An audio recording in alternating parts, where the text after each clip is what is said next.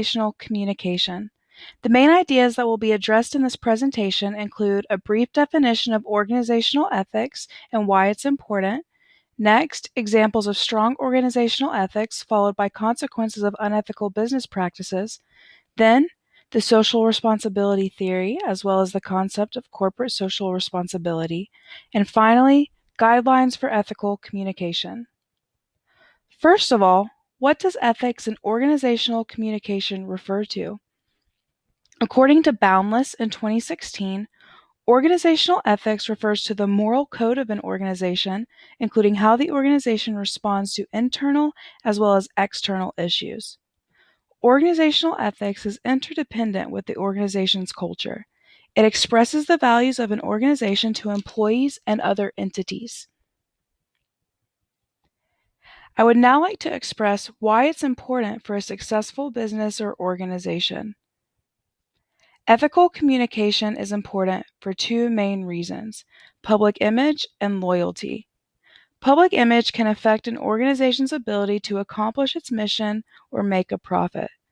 A business must practice ethics in organizational communication to establish and maintain a positive image.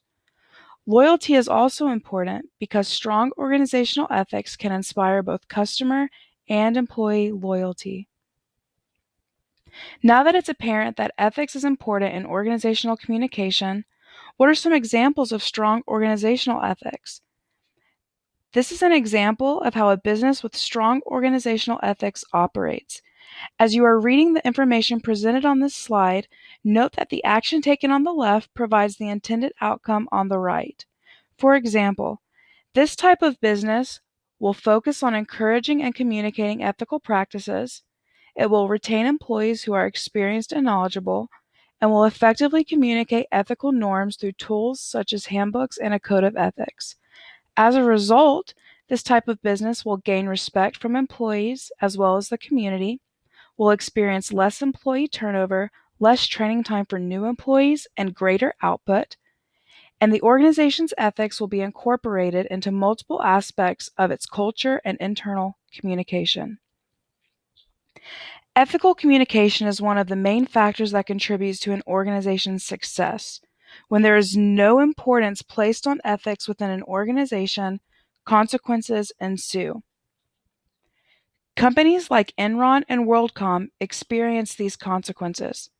Poor and unethical decisions were made by top executives that resulted in misrepresentation, fraud, and embezzlement. Many employees and stockholders lost everything while the top executives profited. Both of these scandals were two corporate downfalls due to ethical failings. The failings of these companies serve as primary examples of unethical business practices related to questionable accounting transactions and unfair and dishonest actions toward those that took stock in them. The following is a brief video about the Enron scandal specifically. Enron used to be the 7th largest corporation in the United States, at one point valued at over $70 billion. As of 1997, however, they started losing money and accumulating debt. Instead of admitting their mistakes and making changes, Enron executives decided to hide the losses through accounting tricks because they didn't want the Enron stock price to go down. Risky decisions kept being made, and the truth was hidden under the rug. As of 2001, however, the media started wondering whether or not Enron was overvalued. This obviously put a lot of pressure on Enron stock prices, which used to be as high as $90.75 per share. Insiders decided to cash out and started selling lots of shares, and prices kept falling until they ended up at below $1 in late 2001. In December 2001, Enron ultimately filed for bankruptcy. Approximately 20,000 jobs and $2 billion in employee retirement funds were lost. Many executives were brought to justice, and some of them ultimately ended up receiving prison sentences.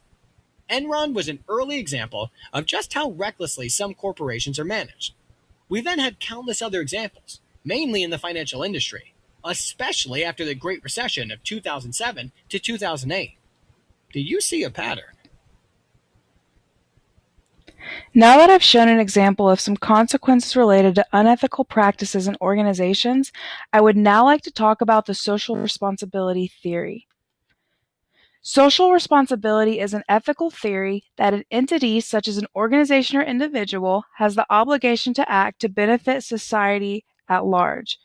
More specifically, there's corporate social responsibility, or CSR. Businesses embracing CSR recognize that their activities impact many stakeholders. They practice transparency with their employees as well as with the general public. Businesses that practice CSR can gain more business and also maintain their business more easily. With that being said, a blanket obligation to communicate ethically can be too vague to be helpful in specific situations. The following guidelines offer several viewpoints and standards that can help an individual or business with decision-making and ethical communication. The first three are philosophical principles. They ask questions such as, does this action provide the greatest good for the greatest number?